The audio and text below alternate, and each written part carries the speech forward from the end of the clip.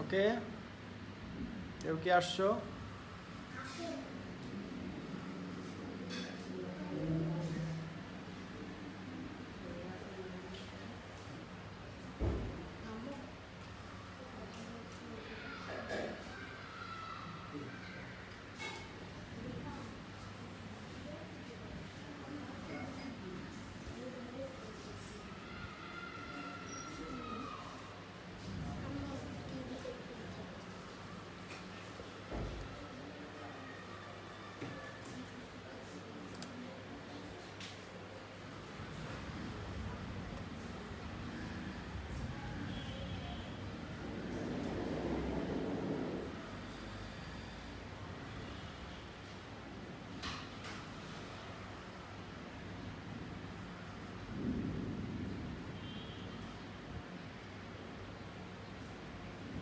ওকে, তোমরা মনে অনেকেই আসছো। প্রিয় শিক্ষার্থী, তোমরা একটু রেসপন্স করো, রোল নাম্বার নামটা দিয়ে দাও, এবং তোমরা দেখতে পাচ্ছ কিনা আমাকে, শুনতে পাচ্ছ কিনা আমাকে। যাদের একটু সাউন্ডে প্রবলেম তারা ইয়ারফোন দিয়ে নেবে, হ্যাঁ।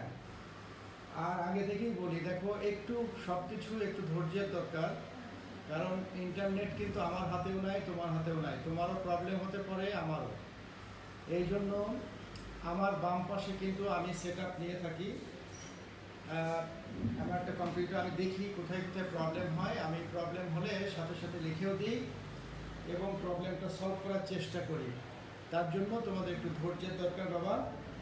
আর আবহাওয়া খুবই খারাপ, যে কোনো মুহূর্তে কারেন্ট চলে গেলেও আমি চেষ্টা করব পরবর্তী আসার জন্য। মনির স্যার, ওয়ালাইকুম আসসালাম, কেমন আছেন স্যার? আচ্ছা, তো আমি শুরু করব। তোমরা কে কে আসছো একটু দেখি, একটু রেসপন্স করো। নমস্কার স্যার, সুদীপ্ত। হ্যাঁ সুদীপ্ত বাবা, ভালো আছো? শুনতে পাই না। হ্যাঁ শুনতে পাবে। তারপরে কে আছো? শাহরামান, তারপরে শামীম আহমেদ, তারপরে যারা ফাইজা আছো। হ্যাঁ, এখন শোনা যাচ্ছে? দেখো শোনা যাচ্ছে কিনা, সাউন্ড ক্লিয়ার কিনা একটু দেখো। ওকে, আচ্ছা আমি বলি, বেসিক্যালি তোমরা, আমি যখন বোর্ডে যাব তখন সাউন্ডটা একটু কম হবে। তো আমি কিন্তু তোমাদেরটা শুনছি, হ্যাঁ। দেখো আমি আরেকটা ফোনে শুনছি, সুতরাং শাখার কথা আরেকটা ফোনে দেখছি, আরেকটা তারপরে আমি কম্পিউটারে দেখি, হ্যাঁ। মোটামুটি কিন্তু আমি সব জায়গায় সেট আপ করে রেখেছি, কোনো জায়গায় যাতে তোমাদের কোনো সমস্যা না হয়। তা আমি যে কথাটা বলে রাখছি সেটা হচ্ছে, কেমন আছেন? হ্যাঁ আছি, ভালো আছি। উদিত কেমন আছো বাবা? তারপরে অনেকেই দেখছো, অনেকেই চলে আসছো। আচ্ছা ঠিক আছে, আমরা শুরুই করব। তোমরা দেখো কয়েকটা প্রবন্ধ আছে, খুবই ঝামেলাপূর্ণ প্রবন্ধ। এর আগে তোমাদের আমি 9-এ ওইভাবে প্রবন্ধটা হয়তো করানো হয়নি, ক্লাস 10-এও বলেছিলাম, কথাটার একটু রিপিট করছি। কথাটা হচ্ছে যে প্রবন্ধ হচ্ছে কোনো মজা পাওয়া যায় না, কারণ প্রবন্ধ হচ্ছে পড়লে যেটা জ্ঞান আহরণ করা যায়, যেটা জ্ঞানের ছড়াছড়ি বলতে পারো। এই জন্য প্রবন্ধটা সহজে কেউ মজাও পায় না, পড়িয়েও মজা পাওয়া যায় না, শিক্ষকরাও মজা পান না। এটা তাহলে কি করতে হবে? তাহলে এখন পরীক্ষা পাশের জন্য তো আমাদের এটা পড়তেই হবে, তাই তো? তো আমরা এই প্রবন্ধের ব্যাপারগুলো একটু বেশি বেশি করব, বেশি বেশি জানার চেষ্টা করব, তথ্যগুলো আমরা একটু নিব। তথ্য কি আছে? তথ্য হচ্ছে আসল। তোমরা জানো যে প্রবন্ধ দুটো অংশ, একটা তন্ময়, একটা মন্ময়। আর প্রবন্ধ সাধারণত কোনো ক্যারেক্টার থাকে না, উত্থান পতন থাকে না। এগুলো একটা মানুষের বক্তব্য হতে পারে, একটা মানুষের লেখনী হতে পারে, একটা মানুষ যে কোনো বিষয় সম্পর্কে লিখতে পারে, এটা হচ্ছে প্রবন্ধ। তো আজকে তোমাদের বেশ কয়েকটা প্রবন্ধের মধ্যে এটা অন্যতম একটা বেশ জটিল প্রবন্ধ। বই পড়া অনেকেই মজাই পাও না, অনেকেই বুঝতেও পারো না, এবং আমরা শিক্ষকরাও কিন্তু অনেক সময় এটা অ্যাভয়েড করে যাই, মোটামুটি একটু বলার চেষ্টা করি। তো আমরা তোমাদেরকে এই প্রবন্ধ বিষয়ে আজকে আমি তোমাদের ক্লাসে করানো হয়েছে, আজকে আমি যতটুকু সম্ভব তোমাদেরকে বোঝানোর চেষ্টা করব। আমার সাথে থাকবে, মনোযোগী হবে। আর কেউ পার্সোনালি কেউ কাউকে টেক্সট করবে না প্লিজ। যা টেক্সট করার দরকার আমার এখানেই করবে। তোমরা একে অন্যের সাথে গসিপ করবে না, একে অন্যের সাথে কথা বলাবলি করবে না, ভালো করে বোঝার চেষ্টা করো এবং এখান থেকে কিন্তু পরীক্ষায় থাকবেই। ওকে, প্রথম চলে আসো। উপরে লিখে দিয়েছি দেখো বই পড়া, শব্দ দুটো দেখো আলাদা। বই পড়া, ক্লিয়ার? বই এবং পড়া। নাম হচ্ছে প্রমথ চৌধুরী। কেউ বলে প্রমথ চৌধুরী, কেউ বলে প্রমথ চৌধুরী, সরি, কেউ বলে প্রমথ চৌধুরী, কেউ বলে প্রমথ চৌধুরী। ক্লিয়ার?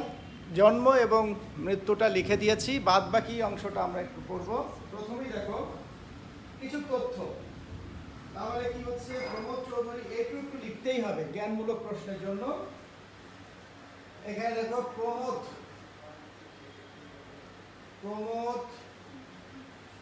চৌধুরী তথ্য। আমরা কিছু তথ্য এখানে সন্নিবেশ করব। তথ্যগুলো এরকম। তথ্যগুলো কি? এক নম্বর লেখো, এখানে লেখো বীরবল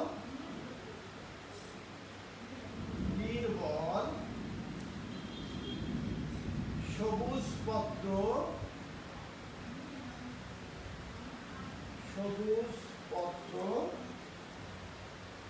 পত্রিকায়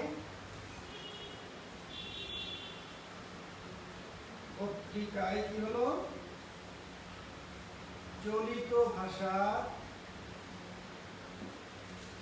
চলিত ভাষারীতি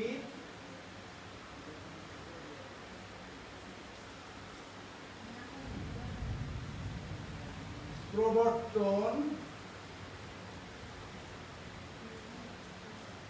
করে বিখ্যাত হলেন। এটা তার সম্পর্কে কিছু তথ্য, গুরুত্বপূর্ণ তথ্য। কি কি পড়বে এখানে? প্রমথ চৌধুরী বীরবল। এই প্রমথ চৌধুরীর শব্দ নাম ছিল বীরবল। ঠিক আছে, তাহলে আমরা কি করব? এক নাম্বার বীরবল কি, এখানে লিখে দিলাম বীরবল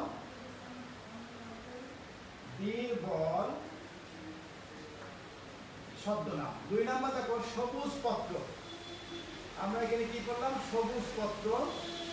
এখানে পেলাম সবুজ পত্র। কি এটা আমরা পরে দিচ্ছি। এরপর দেখো আমরা দিয়েছি চলিত ভাষারীতির প্রবর্তন, এটাও অংশ। তাহলে উনি কি হলো? বাংলা সাহিত্যে চলিত ভাষারীতির প্রবর্তন। তাহলে এখানে দেখো চলিত ভাষা রীতির প্রবর্তন। ঠিক আছে, এই তিনটে কন্ডিশন মনে রাখবে। এক নম্বর দেখো বীরবল তার ছদ্মনাম। নাম্বার 2 সবুজ পত্র তার সম্পাদিত পত্রিকার নাম। তারপরে চলিত ভাষারীতি তিনি প্রবর্তন করেন। হ্যাঁ, এটা প্রবর্তন করেন। তাহলে আমরা যদি এই লাইনটা মনে রাখি তাহলে তার সম্পর্কে আমরা পেয়ে যাই যেটা পরীক্ষায় আসে। বীরবলকে তুমি বলবে বীরবল হচ্ছে প্রমথ চৌধুরীর ছদ্মনাম বীরবল। দ্বিতীয় প্রশ্ন হচ্ছে প্রমথ চৌধুরী কোন পত্রিকা সম্পাদন করেছিলেন? সবুজ পত্র পত্রিকা। তৃতীয় হচ্ছে তিনি বিখ্যাত হয়েছিলেন কিভাবে? চলিত ভাষারীতির প্রবর্তন করে। এই তিনটি অংশ তোমাদের মনে রাখার জন্য আমি সহজ করে দেওয়ার চেষ্টা করেছি। ওকে, আশা করি তোমরা বুঝতে পেরেছো। ক্লিয়ার? সবাই এটা স্ন্যাপ নিয়ে নাও, একটা তোমরা এটা ছবি নিয়ে নিতে পারো। আমি এখন মুছে দিব। দ্বিতীয় অংশে চলে যাও। মূলে যাওয়ার আগে আমি আরও কিছু তথ্য তোমাদের দিব, যে তথ্যগুলো তোমাদের বিশেষ উপকারে লাগবে। হ্যাঁ, আমরা এখান থেকে তাহলে বীরবল কি হলো? বীরবলটা আমাদের জানতেই হবে। প্রমথের ছদ্মনাম, এই সবুজ পত্র তিনি একটা পত্রিকা, তার পত্রিকা। এরপরে ভাষারীতি তিনি বিখ্যাত হয়েছিলেন চলিত ভাষারীতির প্রবর্তন করে। ওকে, যেটা আবার নতুন করে এখানে আমরা লিখে দিয়েছি। এখন আমি এটা বসে দিলাম। আশা করি তোমরা সবাই লিখে নিয়েছো। এরপরে চলে যাও। এর পরের অংশটা খুবই গুরুত্বপূর্ণ। তুমি লিখবে আমি একটু কালি দিয়ে লিখি। উল্লেখযোগ্য গ্রন্থ, আমি আর নাম লিখলাম না, এখানে দেখো উল্লেখযোগ্য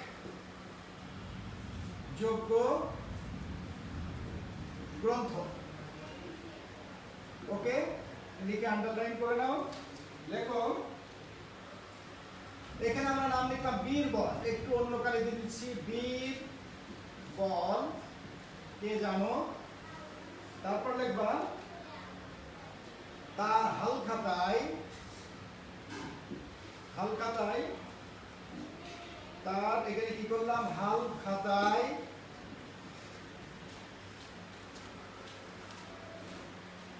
ঠিক আছে, কি করলেন হালখাতায় কি করলেন 4 ইয়ারি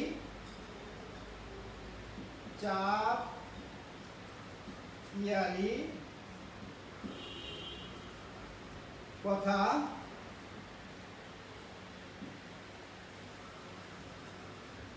এই কথাটা আলাদা দিবা দাওয়াত দিয়ে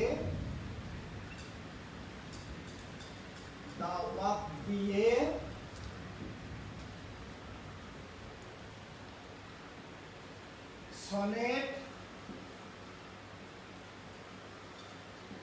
50 ঠিক আছে। সনেট এটা হচ্ছে দেখো 50 হাতে নিয়ে কি করলেন নীল লোহিত সাগরে পদচারণ করলেন। এখন এই সন্দেহ মনে রাখবে কি আমরা কি পেলাম বীরবল। তোমরা জানো বীরবল হচ্ছে তার সাহিত্যিক ছদ্মনাম, তাহলে আমরা কিন্তু বীরবল কি লিখেছিলেন বীরবলের হালখাতা, এই জন্য আলাদা করে লিখবে। আমরা এটা লিখলাম, এটা আসলে বীরবলের হালখাতা, আমরা এইটাই হচ্ছে নাম, বীরবলের হালখাতা হচ্ছে নাম। আমরা এটা জাস্ট কি করলাম তোমাকে সন্দেহের জন্য আলাদা করে দিলাম। 4 ইয়ারির কথা, 4 ইয়ারি, এখানে দেখো 4 ইয়ারি এই পর্যন্ত। এরপর দাওয়াত কিছুই নাই, সনেট 50, এরপরের অংশটার নাম হচ্ছে সনেট 50। এই একটা গ্রন্থ, নীল লোহিত আরেকটা গ্রন্থ, পদচারণ করলেন মানে পালিয়ে গেলেন, পায়ে দিয়ে দিলেন, এটা আরেকটা গ্রন্থ। তাহলে আমরা গ্রন্থ কয়টা পেলাম? বীরবল দুই দিকে হয়, একটা হচ্ছে বীরবল তার ছদ্মনাম সাহিত্যিক, আরেকটা বীরবলের হালখাতা উল্লেখযোগ্য গ্রন্থ। দ্বিতীয় নাম্বার 4 ইয়ারি কথা, এটাও উল্লেখযোগ্য গ্রন্থ। তৃতীয় নাম্বার সনেট 50, এটাও তার উল্লেখযোগ্য গ্রন্থ। 4 নাম্বার নীল লোহিত, এটাও তার উল্লেখযোগ্য গ্রন্থ। আর 5 নাম্বার পদচারণা, এটাও তার উল্লেখযোগ্য গ্রন্থ। এখন কথা হলো অনেকেই চিন্তা করে যে সনেট 50 হলেই মনে হয় মধুসূদন দত্ত, তা কিন্তু নয়। এই জায়গায় তোমরা একটু কনফিউজড হয়ে যেতে পারো যে যেহেতু সনেট কথাটা আছে, অনেকেই ভাবতে পারে মাইকেল মধুসূদন দত্ত, সনেট মানেই মাইকেল মধুসূদন দত্ত, এই জন্য ভুলটা হয়ে যায়। কিন্তু মনে রাখবে সনেট 50 প্রমোদ চৌধুরীর লেখা। এখন মজার ব্যাপার হচ্ছে আমরা কি পেলাম, আমরা বীরবল পেলাম 1 নাম্বার, এখানে 4 ইয়ারের হালখাতা মনে রাখবে। 4 নাম্বারটা দেখো সনেট 50টা মনে রাখবে, এরপরে এটা গুড ক্লিয়ার। আশা করি তোমাদের সহজ করার চেষ্টা করেছি। আমাদের উপরের অংশ শেষ, এখন চলে গেল ভিতরের অংশ, চলে আসো বই পড়ার মূল অংশে। ওকে, আমি মুছে দিচ্ছি বই পড়ার, এখন চলে আসো বই পড়া। এই জায়গাটায় আমরা প্রথমেই চিন্তা করব যে আসলে আমি একটু তোমাদের ব্যাখ্যা করি কি আছে এর মধ্যে, কোন অংশ আছে। তার আগে সরল ব্যাখ্যা হচ্ছে এটাই যে তোমরা জানো যে এটা একটা পঠিত একটা বক্তব্য বলা যেতে পারে। তো এই যে প্রমোদ চৌধুরী, ইনি বই পড়াকে কেন্দ্র করে অনেকগুলো কথা বলেছেন। তো বই পড়া কেন্দ্র করে কথা বলতে গিয়ে উনি বলেছেন যে বই পড়তে হবে। 1 নম্বর হচ্ছে বই পড়তে হবে। 2 নম্বর বলছে বইটা কেন পড়তে হবে। 3 নম্বরে প্রশ্ন করা যেতে পারে বইটা কোথায় পড়ব। 4 নম্বরে প্রশ্ন করা যেতে পারে বই পড়লে কি হবে। 5 নম্বর প্রশ্ন আসতে পারে আমাদের শিক্ষা ব্যবস্থায় যে বই পড়ানো হয় এটা কি যথেষ্ট নয়। 6 নম্বর আসতে পারে যে আমরা তোমাদেরকে জোর করে পড়াচ্ছি, এতে কি কোনো লাভ হচ্ছে। অনেকগুলো প্রশ্নের উত্তর দিয়ে দেবো আমরা। প্রথম প্রশ্নের উত্তর হচ্ছে যে আমরা বই পড়ি কিনা। আমাদের প্রমোদ চৌধুরী উনি বলতে চেয়েছেন আসলে আমরা বই পড়ি না, এবং তিনি আমাদের পরামর্শ দিয়েছেন বই পড়তে হবে। আবার কিছুক্ষণ পরেই বলেছেন যে না, পরামর্শ দেওয়া যাবে না, কারণ পরামর্শ দিলে সেটা অনেকেই কুপরামর্শ হিসেবে গ্রহণ করবেন। ওকে, তাহলে তারপরে তিনি বলছেন না, আমাদের এই দুঃখ দারিদ্র দেশে বই তো পড়তেই হবে, জ্ঞান অর্জন করতেই হবে। এরপরে তিনি বললেন যে বই পড়তে হলে আমাদের আসলে মানুষ তো বই সহজে পড়বে না, তাকে অন্তরের জ্বালা মেটানোর জন্য, অন্তরের ক্ষুধা মেটানোর জন্য বইটা আকর্ষিত করতে হবে। এর জন্য উনি বললেন ব্যবস্থা করে দেবেন। কি বলে, দেখো তোমাদের শিক্ষকরা যে বইগুলো পড়াচ্ছেন এগুলো তো পরীক্ষা পাশের জন্য, তো পরীক্ষা পাশের জন্য বই যখনই পড়বা তখনই অনেকটা বাধ্য হয়ে কি তোমার সাবু স্যার বলছে বাংলা পড়ো, বাংলা পড়ো, বাংলা পড়ো, তোমার অন্যান্য বাংলা টিচাররা বলছে বাংলা পড়ো, বাংলা পড়ো, আর তোমাদের মানে বিরক্তি লাগছে, স্যাররা আর কত পড়ো। বাসায় গিয়ে মা বলছে বই পড়ো, বই পড়ো, বই পড়ো। এখন তুমি যেই একটা গল্পের বই হাতে নিয়েছো, এমনিতেই তোমার মা গল্পের বইটা কেড়ে নিয়েছে, নিয়ে তোমাকে বকাবকি করছে, তোমার বড় ভাই বকাবকি করছে, কি করছো তুমি এটা, এই বই পড়ছো কেন, তোমার আজকে বাদে কাল পরীক্ষা, ক্লিয়ার, মনটা খারাপ হয়ে যাচ্ছে।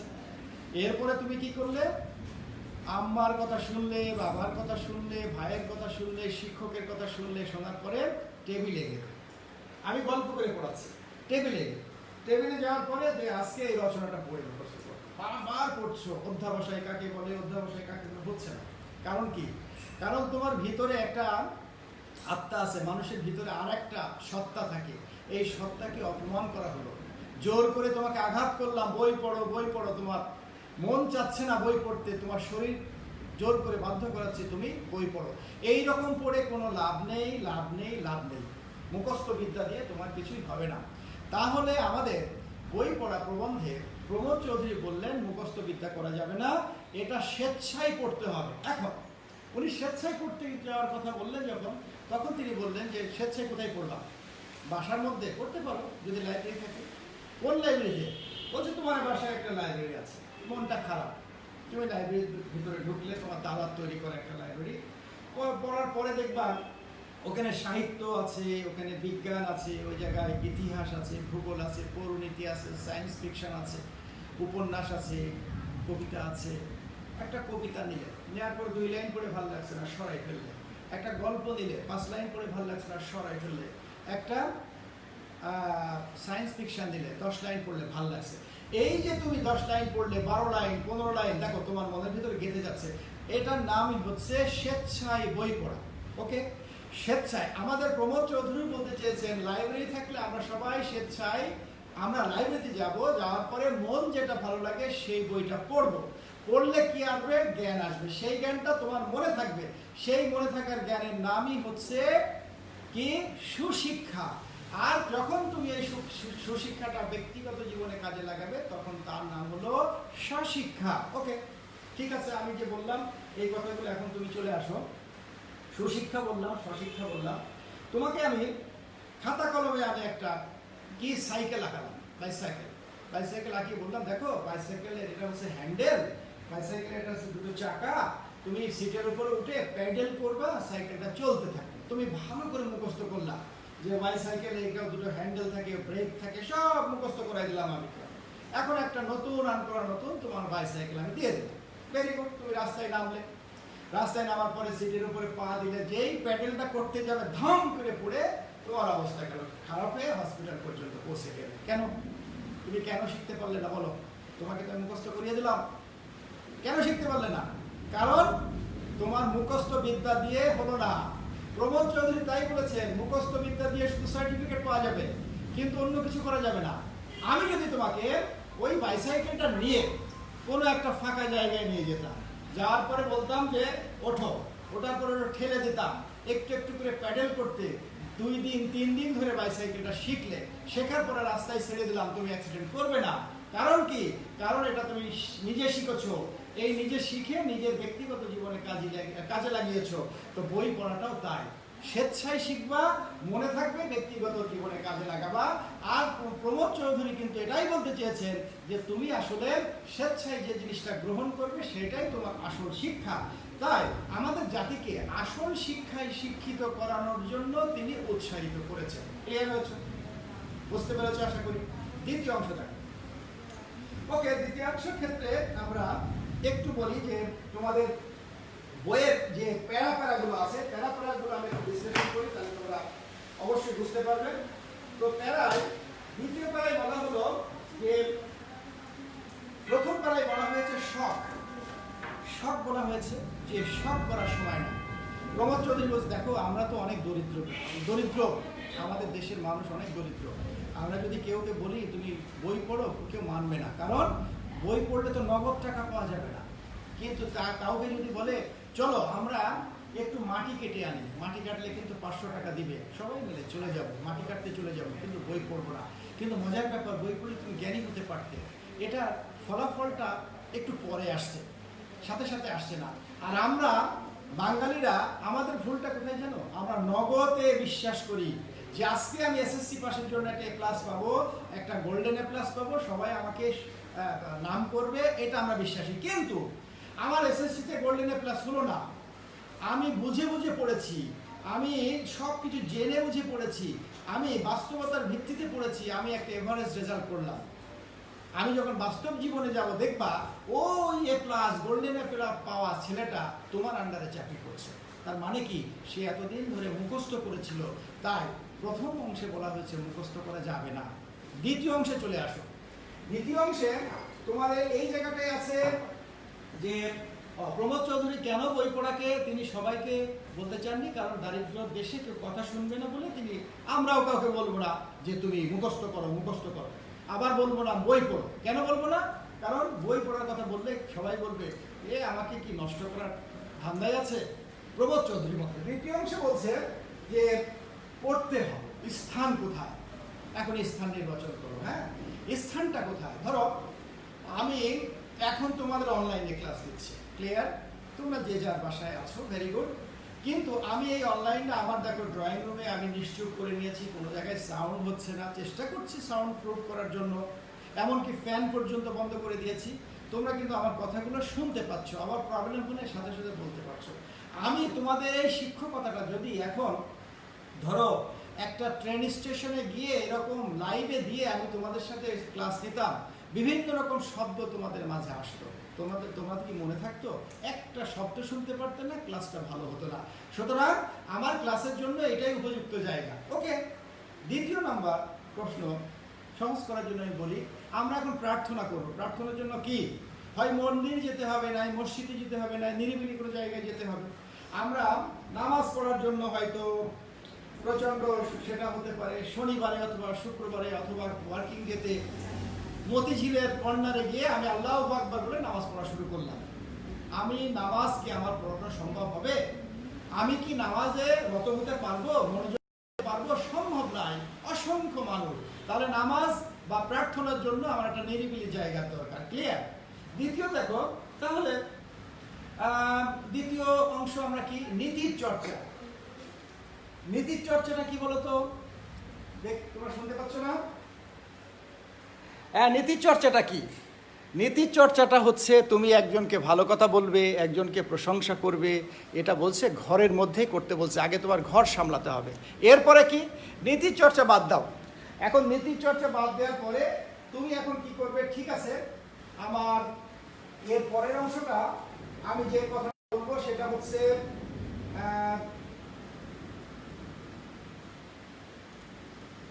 ধরো দর্শন নিয়ে অথবা গবেষণা করব। তাহলে বিজ্ঞান নিয়ে গবেষণা করতে গেলে তো স্কলার্সের যে তোমার লাইব্রেরি আছে ওখানে তো হবে না, তারপরে তোমার আমাদের যে সায়েন্স ল্যাব আছে ওখানেও হবে না, আমাদের জাদুঘরে যেতে হবে। তাহলে এখানে উনি কি বলতে চেয়েছেন যে স্থান ভিত্তিক, যার যা কাজ সেই স্থানেই করতে হবে যদি প্রকৃত অর্থে ভালো ফলাফল করতে হয়। তাই উনি বলছেন যে আমাদের সত্যিকার অর্থেই আমাদের উদ্দেশ্য কি? বই পড়া, এই জ্ঞান অর্জন করার। জ্ঞান অর্জন করতে হলে আমাদের বই পড়তে হলে কোথায় যেতে হবে? লাইব্রেরিতে যেতে হবে। এই লাইব্রেরিতে যাওয়ার কথা বললেন যে লাইব্রেরিতে যেতে হবে, তো লাইব্রেরির স্থানটা কি? এখন সমস্যা হচ্ছে লাইব্রেরির স্থান কি? লাইব্রেরির স্থান হচ্ছে বলছেন যে হাসপাতালের কাছাকাছি এবং স্কুল কলেজের উপরে। তাহলে তোমরা বুঝতে পেরেছো এই কথাটা কিন্তু খুবই গুরুত্বপূর্ণ। উনি বলতে চেয়েছেন লাইব্রেরিকে কোনো রকম ছোট করে দেখা যাবে না, বলছে হাসপাতালের সমকক্ষতা এবং আমাদের বলা হয়েছে যে স্কুল কলেজের উপরে। ওকে, আমরা এখানে প্রাধান্য দিলাম। এখন চলে আসো আমাদের কথা, শিক্ষকরা।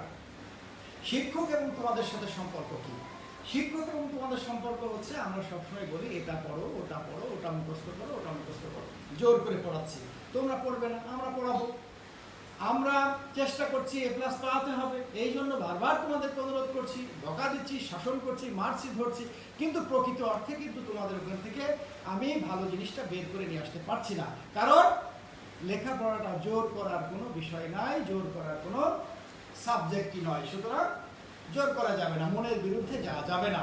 সুতরাং আমাদের বই পড়তে হলে স্বাধীনতা থাকতে হবে, আসলে মনের খোরাক মেটানোর জন্য বই পড়তে হবে। ওকে, এখন এই জায়গাটায় দুটো ভাগ হয়ে গেল। দুটো ভাগ হয়ে গেল কি? আমি তোমাদের বইয়ে আছে, উদাহরণ দিই। দেখো, তোমরা ছোটবেলায় মায়ের দুধ যখন ছেড়ে দিয়েছো আমরা সবাই, তখন শহরের মানুষ সাধারণত কৌটা দুধ খায়, কিন্তু গ্রামের মানুষরা, গ্রামের মা, অশিক্ষিত মায়েরা গরুর দুধ খাওয়ায়। কিন্তু তুমি জানো যে গরুর দুধ হচ্ছে সবচেয়ে পুষ্টিকর, সবচেয়ে পুষ্টিকর। মায়ের দুধের পরে যদি পুষ্টিকর থাকে তাহলে কোনো পশুর দুধ বলতে পারো, সেটা আমাদের দেশে যেহেতু গরু আছে, গরুর কথাই বললাম। তো এই গরুর দুধ অত্যন্ত উপকারী, অত্যন্ত স্বাস্থ্যপ্রদ। তো আমাদের বাচ্চারা গরুর দুধ খেতে চায় না। গরুর দুধ খেতে চায় না কেন? কারণ এটা খুব শক্তিশালী, হজম করার মতো পাকস্থলী বা স্টমাক আমাদের বাচ্চাদের সময় সময় গড়ে ওঠে না। তো আমরা যখন বাচ্চাকে দুধ খাওয়াতে যাই, বাচ্চা এক ঢোক খাওয়ার পর খেতে চায় না, তখন মা বলে সোনা খাও, মধু খাও বলে জোর করে করে করে করে খাওয়াচ্ছি। খাওয়াতে খাওয়াতে বাচ্চা শুকিয়ে যাচ্ছে। আমরা চিন্তা করছি আমরা এত সুন্দর করে খাওয়াচ্ছি, কিন্তু বাচ্চা শুকিয়ে যাচ্ছে। কারণ কি? কারণটা কি? কারণ তোমরা নিশ্চয়ই জানো, তোমাদের বইই আছে যে এটা হজম হচ্ছে না। তার মানে তার যে শক্তিটা আছে, তার যে এনার্জিটা আছে, এই এনার্জি বারবার বলি বাবা এই রচনা পড়ো, বাবা ওই রচনা পড়ো, বাবা ওই গল্প পড়ো, ওই কবিতা পড়ো, বই পড়া পড়ো। যদি জোর করে চাপিয়ে দিই তাহলে কি তুমি আর ভালো রেজাল্ট করতে পারবে না, অথবা তুমি ভালো কিছু করতে পারবে না। এখন এই ভালো কিছু না করতে পারলে তোমাকে কি করা হবে? তোমাকে কি সমাজ থেকে বের করে দেওয়া হবে? তুমি হয়তো লেখাপড়ায় ছেড়ে দিবে, এক সময় প্রেশার ক্রিয়েট করার পরে লেখাপড়া ছেড়ে দিবে। তো এই লেখাপড়া ছাড়ার কথা বলতে কি উনি আরেকজনের কথা বললেন। কার কথা বললেন তোমরা নিশ্চয়ই জানো? ফ্রান্সের কথা বলেছিলেন, রাইট? আমি এই লাইনটা লিখবো, সবাই রেডি হও। লাইনটা দেখো,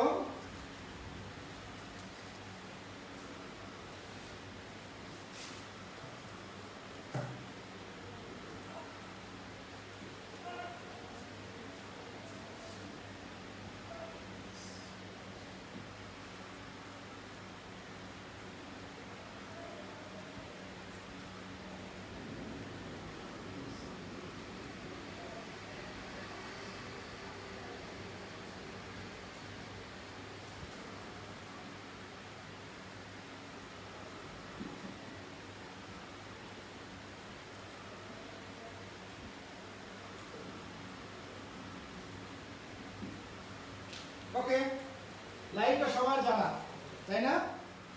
লাইনটা সবাই পড়েছো, কিন্তু আমরা চেষ্টা করিনি যে লাইনটা আসলে কি বলতে চাচ্ছে। দেখো, একদল France was saved by her ideas. এখানে বলা হচ্ছে ফ্রান্স একসময় খুব সমস্যায় পড়েছিল, তো ফ্রান্সকে সেভ করেছিল যারা স্কুল পালিয়েছিল। তাহলে ভালো জিনিস পেলাম, কিন্তু তাহলে স্কুল পালানো যে সকল ছেলেরা আছে তাদের কি আমরা সমাজ থেকে বিতাড়িত করবো না? হার বলছে কারণ মাদারল্যান্ড বলা হয়। তো এখানে ফ্রান্সকে সেভ করেছিল যারা নিয়মিত ফার্স্ট সেকেন্ড হতো, নিয়মিত স্কুলে যেত, তারা নাই, একটু বেয়ারা গোছের ছিল, যারা স্কুল থেকে পালিয়েছিল। কেন পালিয়েছিল? কারণ শিক্ষক একবার বলেছে পড়ো, মা বলেছে পড়ো, পড়ার প্রেশার নিতে পারে নাই, তার মাথাটা একেবারে বিগড়ে গেছে, তাই সে এলাকা থেকে পালিয়ে গেছে, স্কুলে আর আসে না জীবনও। এরকম দেখো, এরকম স্কুলে যায় নাই পৃথিবীতে কত রকম কত কত যে তোমার ট্যালেন্টেড মানুষ আছে, তারা স্কুলে যায় নাই কিন্তু তারা বিখ্যাত হয়েছে। রবীন্দ্রনাথ দেখো কত বড় বিখ্যাত মানুষ হয়েছে। নজরুল ইসলাম স্কুলে যাননি, তাদেরকে স্কুলে পাঠানো হতো কিন্তু তারা যেতে চাইতেন না। তো এরকম বিখ্যাত মানুষও কিন্তু আসলে প্রমোদ কি দিয়ে দেখিয়েছেন যে তোমার ABCD থেকে শুরু করে PhD করলাম করেই যে আমি বিখ্যাত হব তার কিন্তু মানে নয়। অর্থাৎ তোমার ভিতরে যদি সুপ্ত প্রতিভা থাকে ওই প্রতিভাটা বিকশিত করবেই। এখন প্রতিভার কথাটা আসলো, এই প্রতিভা যখন আসলো তখন দেখো বলা হচ্ছে অন্তর্নিহিত তাৎপর্য বা অন্তর্নিহিত যে বিষয়টা, সেই বিষয়টা কি তোমাদের ভিতরে, আমাদের ভিতরে, প্রত্যেকের ভিতরে, প্রত্যেক স্টুডেন্ট। আমার কাজ কি? আমার কাজ হচ্ছে তোমার ভিতরে একটা প্রতিভা আছে, এই প্রতিভাটা আমি বড় করে লিখলাম। হ্যাঁ, আমি বললাম তোমার ভিতরে একটা প্রতিভা, এই প্রতিভা আছে। এই প্রতিভাটা তোমার ভিতরে নাই, সবার ভিতরে আছে। একজন শিক্ষকের প্রথম দায়িত্ব কি জানো? ওই প্রতিভাটাকে বের করে নিয়ে আসা। তোমাকে লাইন বাই লাইন পড়িয়ে দিলাম, এটা ভালো শিক্ষকের কাজ নয়। তোমাকে একটা রচনা মুখস্থ করিয়ে দিলাম, এটা ভালো শিক্ষকের কাজ নয়। তোমাকে A+ পাইয়ে দিলাম বাংলায়, এটাও ভালো শিক্ষকের কাজ নয়। তোমাকে খুব পড়ার প্রতি তুমি এখন 24 ঘন্টার মধ্যে 18 ঘন্টা পড়ো আমার কথাই, এটাও ভালো শিক্ষকের কাজ নয়। ভালো শিক্ষকের কাজ কি? তোমার ভিতরে অন্তর্নিহিত যে প্রচ্ছন্ন শক্তি আছে, যে প্রতিভাটা আছে, এই প্রতিভাটা বের করে নিয়ে আসা। তাহলে প্রমোদ চৌধুরী আমাদের কি বললেন? আমাদের উপদেশ দিয়েছেন, কিন্তু তোমাদের সাথে সাথে আমরা যারা শিক্ষকতা করি আমাদেরকেও উপদেশ দিয়েছেন কি, যে ওই স্টুডেন্টের ভিতরে যে প্রতিভাটা আছে এটা তোমার বের করে নিয়ে আসতেই হবে। আমরা সেই চেষ্টাটাই করছি। তো এর পরের অংশে আমরা ফ্রান্সের কথা বললাম, একেবারে শেষের দিকে আমরা যে অংশটা যাব সেই অংশটার নাম হচ্ছে আমি যেটা বলছিলাম, এই যে গরুর দুধ আমরা জোর করে খাওয়াচ্ছি, বাচ্চাটা নিতে পারছে না, তার পাকস্থলীর যে ড্যামেজ হয়ে যাচ্ছে, সে আস্তে আস্তে শুকনো হয়ে যাচ্ছে। এই জন্য আমরা তোমাদেরকে জোর করে কোনো রকমই কোনো শিক্ষা দিতে চাইলেই তোমরা কিন্তু কি হয়ে যাবে? বিপদগামিতায় চলে যাবে। তোমরা পড়াশোনার প্রতি থাকবে না, আগ্রহ হারিয়ে ফেলবে। এই জন্য আমাদের মা বাবারা আমরা যদি তোমাদের একের পর এক প্রেশার ক্রিয়েট করি, তাহলে কিন্তু ভালোর পরিবর্তে খারাপটা হয়ে যাওয়ার সম্ভাবনা আছে। এটা কিন্তু আমি বলছি না, এটা বলছেন প্রমোদ চৌধুরী তার বই পড়ার প্রবন্ধে। ওকে, তো এখন আমরা এরপর চলে আসো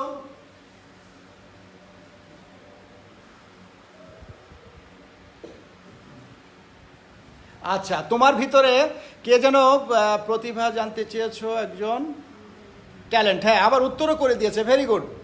এই তো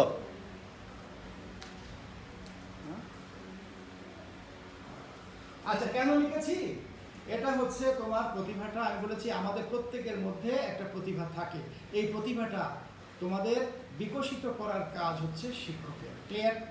তো আমি এই শেষমেশ আমরা কি করলাম? বই পড়ার জন্য আমাদের শেষমেশ কি করতে হবে সেই অংশটা আমি এখন মুছে এখানে লিখে দিচ্ছি, ভালো করে খেয়াল করবা। ওকে, এখন কিন্তু আসল জায়গায় যাচ্ছি আমরা। প্রথমে চলে যাও, তারপরে আমি কিছু সৃজনশীল নিয়ে আলোচনা করব। এক নম্বরে চলে যাও বই পড়া। এখানে আমি লিখলাম বই পড়া, তোমরা সবাই লিখে নাও। এইটা আলোচনা করলেই হয়ে যাবে, বই পড়া। ওকে, এর পরের অংশে চলে যাও, একটু কালি দিয়ে লিখি, সাহিত্য চর্চা। সাহিত্য চর্চা। এর পরের অংশটা দেখো, লাইব্রেরি।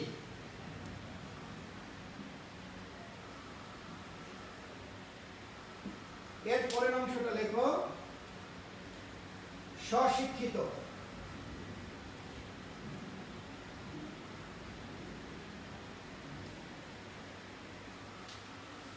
তারপরের অংশটা লেখো, এখানে শূন্য দাও, সুশিক্ষিত।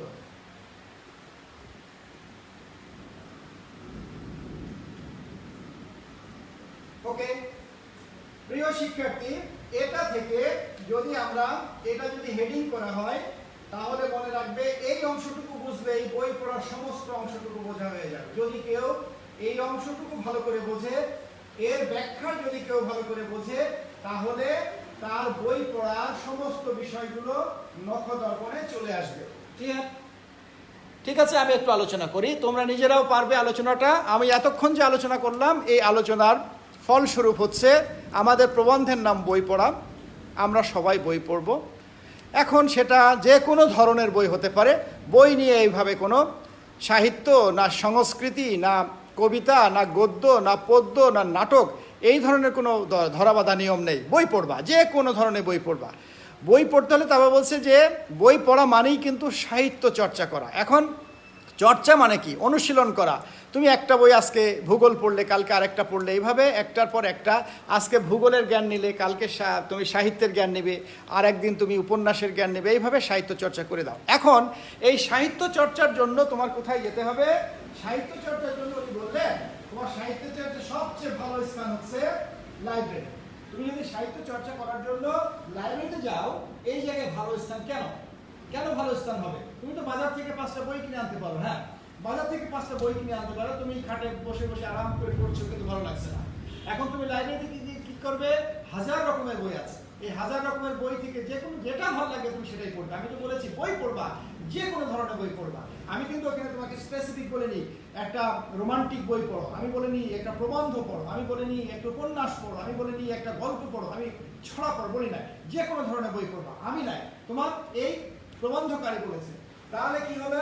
বই পড়ার জন্য সাহিত্য, বই পড়া সাহিত্য চর্চা এক জিনিস, অর্থাৎ বই পড়ায় সাহিত্য চর্চা হয়ে যায়। দ্বিতীয় অংশ, এর জন্য আমাদের লাইব্রেরিতে যেতে হবে। কারণটা হচ্ছে লাইব্রেরিটা 1000 রকমের বই পাওয়া যায় এবং ওই জায়গায় মন খুলে ইচ্ছে মতো বই পড়া যায় এবং সেখানে নিরিবিলি বই পড়া যায় এবং কেউ তোমাকে কষ্ট দিবে না। এই জন্য বলছে ভব যন্ত্রণা, নিজের ভিতরের যন্ত্রণা এড়ানোর জন্য তুমি বই পড়তে পারো। অনেক কষ্ট হচ্ছে কোনো একটা বিষয়ে, বই পড়ো, দেখবা কষ্টটা নির্মূল হয়ে যাবে। ক্লিয়ার? তাহলে লাইব্রেরি, এরপরে লাইব্রেরিতে গিয়ে এখন আমার কাছ থেকে একটা প্রশ্নের উত্তর শিখলে, মুখস্থ করতে বললাম। আমি বললাম যে তুমি এই বর্ষাকাল অনুচ্ছেদটা মুখস্থ করে আসো। ঠিক আছে, বর্ষাকাল অনুচ্ছেদ মুখস্থ করো। তুমি রাত দিন 24 ঘন্টা মুখস্থ করে ফেললাম, বই পরীক্ষাও দিলে 10-এ 10 পেলে, কিন্তু তুমি যেই পরীক্ষার হল থেকে বেরিয়ে আসলে তোমার আর মনে থাকবে না। থাকবে? কখনোই থাকবে না। তাহলে আমি লাইব্রেরিতে যাচ্ছ, লাইব্রেরিতে কি বললাম? স্বেচ্ছায় বই পড়ছো। স্বেচ্ছায় মানে কি? ঠিক সাইকেলের কথা মনে আছে তোমার? কিছুক্ষণ আগে সাইকেল বলেছি। সাইকেলের কলকবজা দিয়ে সব শিখিয়ে দিলাম, উঠতে গেলে পড়ে যাবে, কিন্তু সাইকেলটা তোমার মাঠে নিয়ে গিয়ে শেখালাম, মাঠে ছেড়ে দিলাম, এখন তুমি পারবে। ঠিক এরকম লাইব্রেরিতে তোমার নিয়ে গেলাম, নিয়ে যাওয়ার পর স্বেচ্ছায় তুমি বই পড়লে, এই জিনিসটা সারা জীবন তোমার মনে থাকবে। এই জন্য প্রমোদ চৌধুরী বলছেন, বাবা তোমাকে স্বেচ্ছায় বই পড়তে হবে, স্বেচ্ছায় বই পড়ার জন্য লাইব্রেরিতে যেতে হবে। তাই আমরা লাইব্রেরিতে গেলাম। লাইব্রেরিতে গিয়ে দেখো আমি কথাটা লিখেছি, স্বশিক্ষিত। স মানে নিজ, শিক্ষিত, নিজে নিজেই শিক্ষা গ্রহণ করা। ক্লিয়ার? এতক্ষণে আমি কি বললাম? আমি তোমাকে শিখিয়েছি, আমি তোমার শিক্ষক। এখন দেখো তুমি তোমার শিক্ষক। ওকে, তুমি তোমার শিক্ষক হয়ে গেলে। কিভাবে হয়ে গেলে? নিজের ইচ্ছায় বই পড়ছো। হঠাৎ করে একটা সুন্দর বই পেলে, অথবা একটা বিশ্রী বই পেলে, অথবা কোনো তথ্যমূলক বই পেলে তুমি ভালো লাগলো, তোমার ভালো লাগলো, আমার ভালো লাগলো না, তুমি পড়ে ফেললে, জ্ঞানটা তুমি নিয়ে দিলে। নিয়ে নেওয়ার পরে তুমি তখন হয়ে গেলে স্বশিক্ষিত, কারণ নিজে নিজে এটা শিক্ষা গ্রহণ করেছো। আর পৃথিবীতে যারা স্বশিক্ষিত তারাই সুশিক্ষিত। এখন বলতে পারো স্যার আপনি কি সুশিক্ষিত হন? এখন কথা হচ্ছে যে আমি কি আমার সব জায়গায় সুশিক্ষিত? নো, আমি কোনো জায়গায় কিন্তু আমি আটকে গেছি, কোনো জায়গায় কিন্তু আমার সীমাবদ্ধতা আছে। তোমাদের শিক্ষকদের অনেক জায়গায় সীমাবদ্ধতা আছে। ওকে, এখানে কি অ্যাক্সিডেন্ট? আচ্ছা, এই সব করবো না, বইয়ের পড়ার মধ্যে এইটুকু কে বুঝতে পেরেছে? তোমরা একটু দেখো, এই অংশটুকু বোঝা গেছে তোমাদের? হ্যাঁ, তাহলে সুশিক্ষিত কি? সুশিক্ষিত মানে নিজে নিজে শিক্ষা গ্রহণ করে বাস্তব জীবনে কাজে লাগানো সুশিক্ষিত।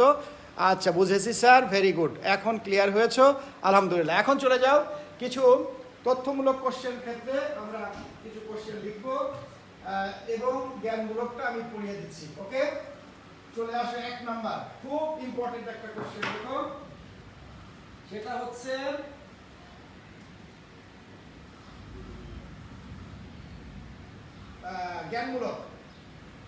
জ্ঞানমূলক প্রশ্নটা প্রায় আসে।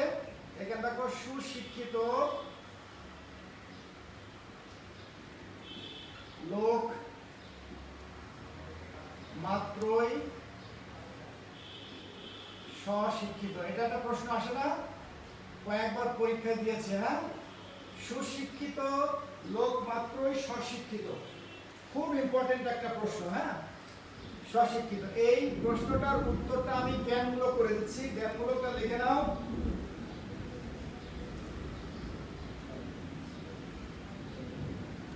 দেখো, জ্ঞানমূলক প্রথম লিখবে পাঠ্য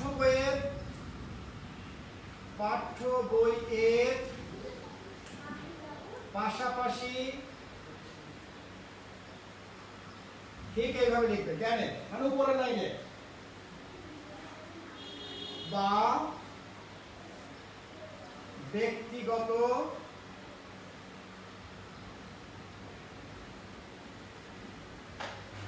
অভ্যাসের কারণে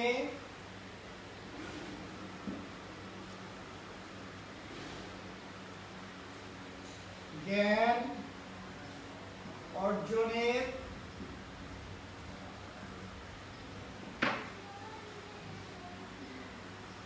মাধ্যমে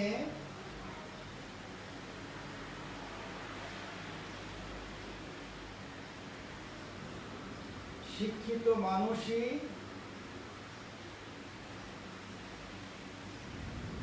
স্বশিক্ষিত। ওকে, এটা জ্ঞানের অংশ। উপরে দেখো, সুশিক্ষিত লোক মাত্রই স্বশিক্ষিত। আমরা উপরে অংশ দিব পাঠ্য বইয়ের পাশাপাশি বা ব্যক্তিগত অভ্যাসের কারণে জ্ঞান অর্জনের মাধ্যমে শিক্ষিত মানুষই স্বশিক্ষিত। এর পরের অংশ কি দিবা, যে কোনো মানুষ যদি নিজের ইচ্ছায় শিক্ষা গ্রহণ করে তাহলে সেই জিনিসটা সম্পর্কে তার মধ্যে সুন্দর একটা শিক্ষা পরিলক্ষিত হয়, আর এই শিক্ষাটা তার বাস্তব জীবনে বা ব্যক্তি জীবনে কাজে লাগাতে পারে, এবং সে তখন হয়ে ওঠে স্বশিক্ষিত। ক্লিয়ার? আশা করি এটা তোমরা বুঝে নিয়েছো। দ্বিতীয় অংশ দেখো, দ্বিতীয় আরেকটা মোস্ট ইম্পর্টেন্ট কোশ্চেন। এই দ্বিতীয় কোশ্চেনটা আমি এটা তুলে মুছে দিচ্ছি, আশা করি লিখে নিয়েছো, বা এটা একটা তুলে নাও। 2 নাম্বার দেখো, 2 নাম্বারটা মোস্ট ইম্পর্টেন্ট একটা কোশ্চেন দিয়ে দিই। প্রশ্নটা হচ্ছে এরকম,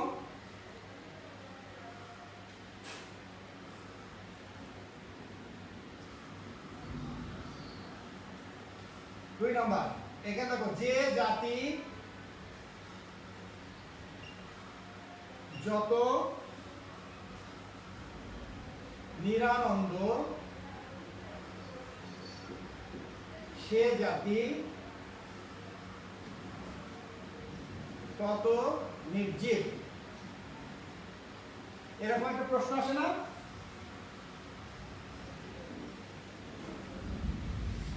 এরকম কিন্তু একটা প্রশ্ন আসে, এটার জন্য 2 মার্কস। এর জ্ঞানমূলক লেখো, কিভাবে লিখবে জ্ঞানটা লিখে নাও।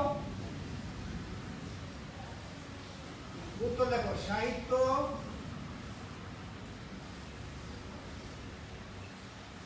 চর্চার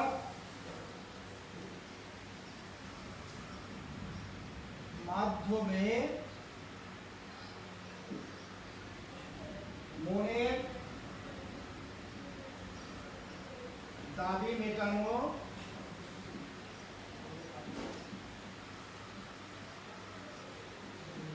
প্রয়োজন।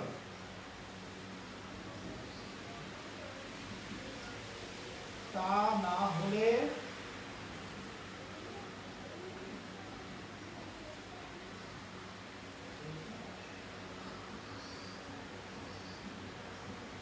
মানুষের আত্মা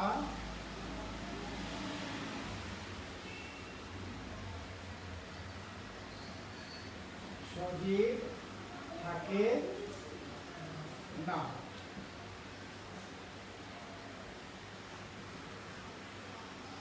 মনের আনন্দ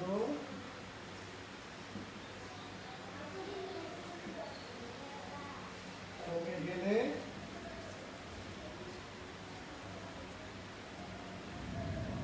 জাতির জীবনী শক্তি হ্রাস পায়।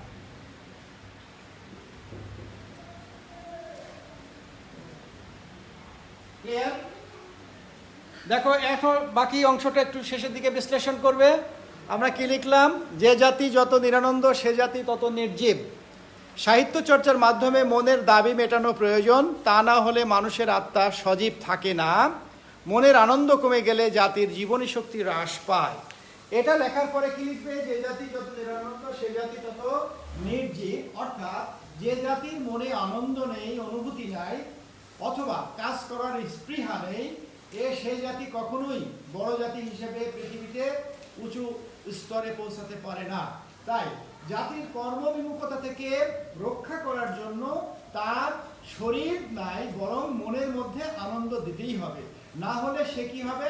ইনফ্যান্টাইল গতাসু, মনে আছে তো? এই কথাটা হয়ে যাবে, অর্থাৎ অচিরেই সে মরে যাবে।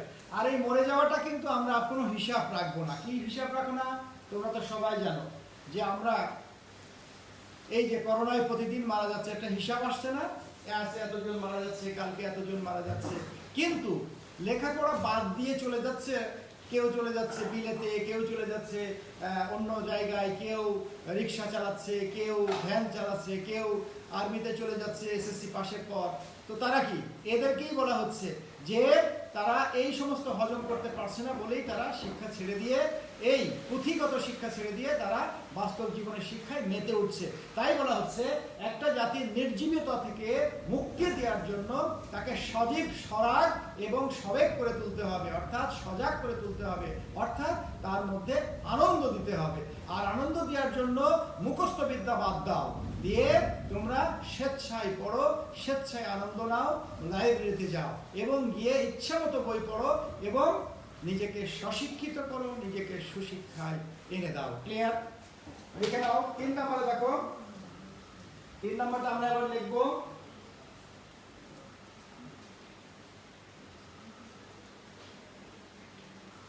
বুঝে দিলাম, হ্যাঁ? এটা আরেকটা কোশ্চেন, এই 4টে দিব, 4টের মধ্যে কিন্তু তোমরা প্রশ্ন পাবে। এই প্রশ্নটা হচ্ছে 3 নাম্বার। দেখো, পাস করা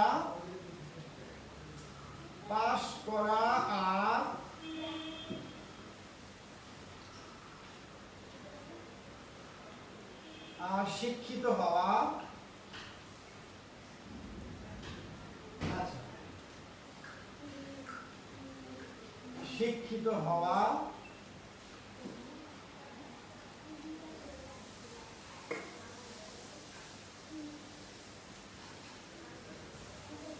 এক বস্তু নয়। এটা একটা most important, very very important একটা প্রশ্ন। উত্তর দেখো, আমরা উত্তর এখানে লিখে দিচ্ছি। প্রথম অংশ এখানে দেখো, পাস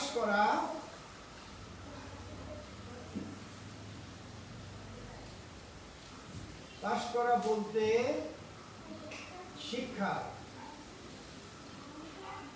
ধাপ অতিক্রম করার কথা বলা হয়েছে, তাই না? ওকে,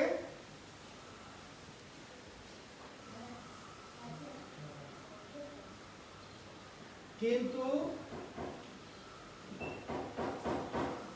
প্রকৃত শিক্ষা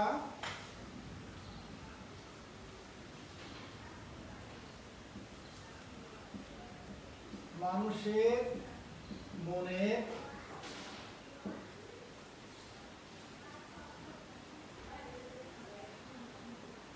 পরিবর্তন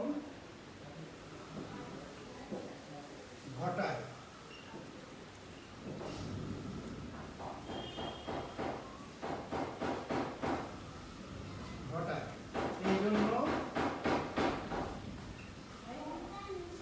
এই জন্য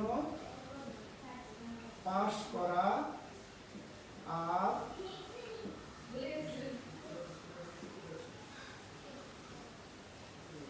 শিক্ষিত হওয়া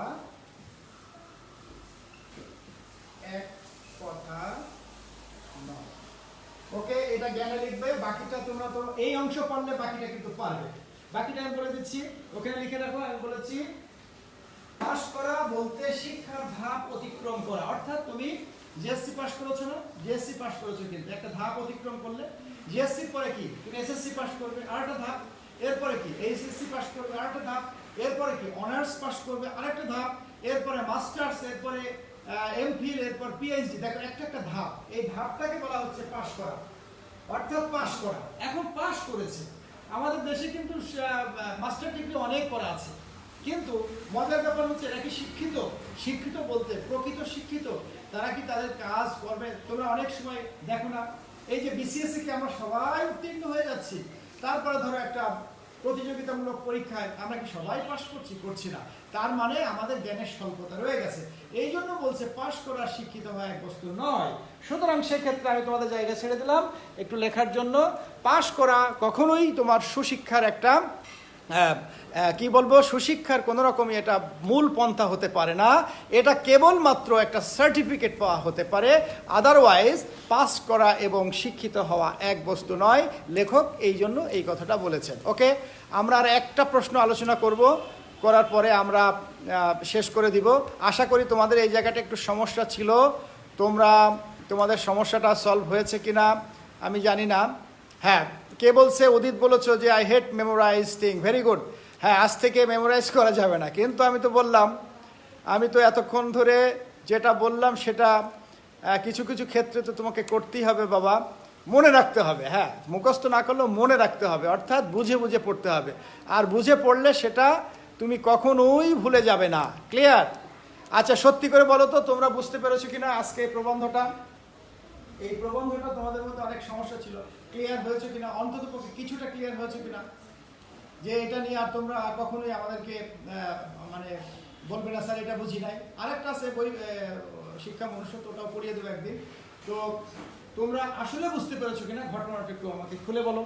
আর একটা প্রশ্ন করাবো, কে বোঝো নাই বলো।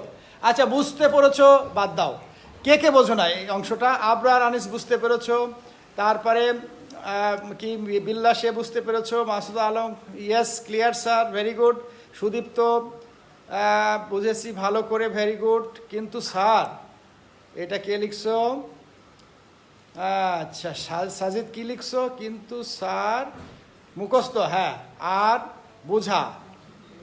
আচ্ছা ঠিক আছে, আমরা মুখস্থ, আমি কিন্তু রচনাও তোমাদের মুখস্থ করতে বলি নাই, কিন্তু নোট করে পড়বা। বারবার পড়লে একটা জিনিস, তোমরা ম্যাথস কি মুখস্থ করো? অঙ্ক কি মুখস্থ করো? নিশ্চয় নাই। তাহলে অঙ্ক কিন্তু যেহেতু মুখস্থ করো না, সেহেতু কিন্তু এগুলোও ক্লিয়ার হওয়া উচিত, তাই না? আমরা বেশি বেশি পড়বো। দেখো, একটা জিনিস বেশি বেশি পড়লে তোমার হয়ে যায়, একটু অভ্যাস হয়ে যায়। বেশি বেশি একটা রাস্তা দিয়ে তুমি মগবাজার ধরো বাসা, একজনের বাসা মগবাজার, তো মগবাজার বাসা প্রথম ধানমন্ডিতে আসবা, এরপর 1 বছর পরে ধানমন্ডিতে আসবা, চিনতে পারবে না, কিন্তু মগবাজার থেকে ধানমন্ডিতে তুমি রেগুলার আসবা। প্রথম 1 সপ্তাহ 2 সপ্তাহ আসলে তুমি আর জীবনে ভুলবে না এই রাস্তাটা, তাই না? অনুরূপভাবে এটাও কিন্তু তাই। ব্যাপারটা হচ্ছে মুখস্থ আমাদের দরকার নাই, ঠিক আছে? আমাদের প্রমোদ চৌধুরী যেটা বলেছে সেটাই মানলাম, মুখস্থ দরকার নাই। আমাদের বারবার যেতে হবে এই রাস্তা দিয়ে, ওয়েটা আমাদের চিনতে হবে। ওয়েটা চেনা কি? বই পড়তে হবে। এখন বই পড়তে হলে তুমি এই বইয়ের রেফারেন্স বই পড়ো, অনেক বই পড়ো, জ্ঞানী হতে পারবে। আর আমাদের এই যে সৃজনশীল বলো লেখা, এটাও কিন্তু মুখস্থ কোনো বিষয় না। কারণ তুমি যে প্রশ্ন দেখো, সরকারও কিন্তু তাই করেছে, মুখস্থ বাদ দিয়ে দিয়েছে। তুমি যে ক্রিয়েটিভ অ্যান্সার করবে, তুমি কি বলতে পারো তোমরা পুরো ক্রিয়েটিভের অ্যান্সার মুখস্থ করে সেটা পাবে পরীক্ষায়? কখনো পাবে না। কারণ আমি এক ধরনের ক্রিয়েটিভ প্রশ্ন তৈরি করব, তোমার অহিত স্যার এক ধরনের করবে, তোমার সাদেক স্যার এক ধরনের করবে, তোমার সুরভি মিস, মাহমুদা মিস, অন্যান্য যে টিচাররা আছে সব কিন্তু আমি একই জিনিস দিব, একই টপিক দিব, কিন্তু প্রশ্ন আলাদা হয়ে যাবে। কারণটা কি? দিস ইজ কল্ড ক্রিয়েটিভ, অর্থাৎ ক্রিয়েটিভে মুখস্থবিদ্যা নাই। অনুরূপভাবে আমি তোমাদেরকে নিষেধ করছি মুখস্থ করা যাবে না, কিন্তু জিনিসটা বুঝতে হবে। ক্লিয়ার? আমরা লাস্ট আরেকটা করে, এই 4টের মধ্যে কিন্তু একটা কমন পাবে, আমি করে শেষ করে দিব। ওকে,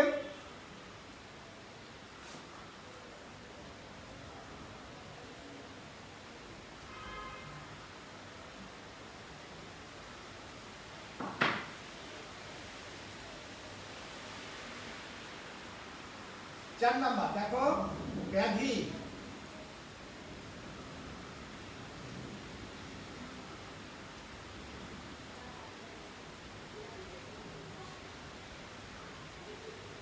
ব্যাধি এটা আমি সব শেষে করলাম, কারণ এটা একটু জটিলতা আছে।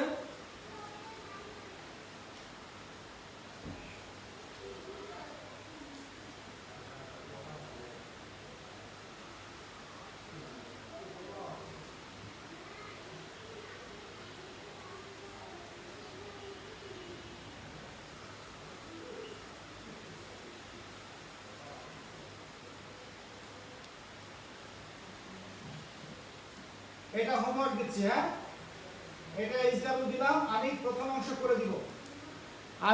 অংশ করে দিব, বাকি অংশটা তোমরা লিখে আমার কাছে জমা দিবে। এটা খুব ইম্পর্টেন্ট। ব্যাধি সংক্রামক স্বাস্থ্য নয়, অনেক ক্ষেত্রে প্রশ্নটা আমরা বুঝতে পারি না। ব্যাধি সংক্রামক স্বাস্থ্য নয়, আমি বুঝিয়ে দিব এবং প্রথম অংশ করে দিচ্ছি, ভালো করে লেখো।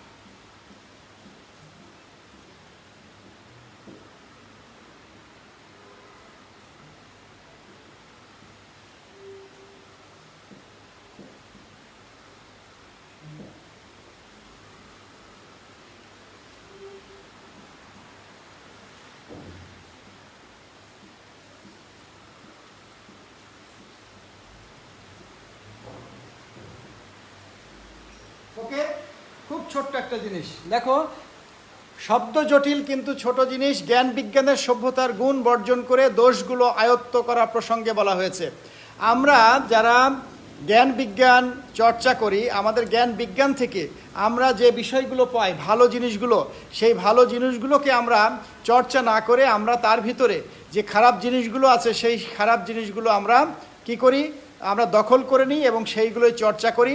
লেখক বা প্রবন্ধকার কিন্তু এই কথাটা স্পষ্ট করে বলে দিয়েছে, আমাদের দোষ, এটা একটা দোষ, অর্থাৎ এটা পেশাদার মহাভ্রান্তি নয়, এটা একটা দোষ। এই দোষগুলো আমাদেরকে পরিত্যাগ করতেই হবে, না হলে কি হবে, আমরা কখনোই আমাদের জাতি হিসেবে উন্নতি করতে পারবো না। এখন আমি এই সম্পর্কে গল্প বলি। গল্পটা হচ্ছে, দেখো ব্রিটিশরা এই দেশে 190 বছর শাসন করেছিল। এই শাসন করতে গিয়ে আমরা তারাই মনে হয় এই দেশে প্রথম মনে হয় চা এনেছিল সম্ভবত।